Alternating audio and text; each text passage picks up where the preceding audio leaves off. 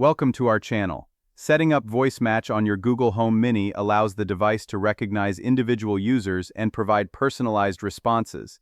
Follow these step-by-step instructions to configure Voice Match for your household. Step 1. Ensure your Google Home Mini is plugged in and connected to your Wi-Fi network. Open the Google Home app on your smartphone or tablet. Step 2. Tap on your Google Home Mini device from the list of available devices in the app. Then tap the Settings gear icon in the upper right corner. Step 3. Scroll down and select Voice Match from the Settings menu. This feature uses voice recognition to identify different users. Step 4. Tap Teach your assistant your voice, and follow the on-screen prompts. You'll be asked to say several phrases so Google can learn your voice pattern. Step 5. Speak clearly and naturally when recording your voice samples. Say each phrase exactly as prompted, "Okay Google" and "Hey Google," multiple times. Step 6. Once your voice is registered, enable personal results if desired.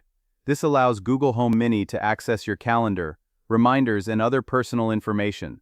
Step 7. Repeat the Voice Match setup process for other household members. Each person should use their own device to train their voice through the Google Home app.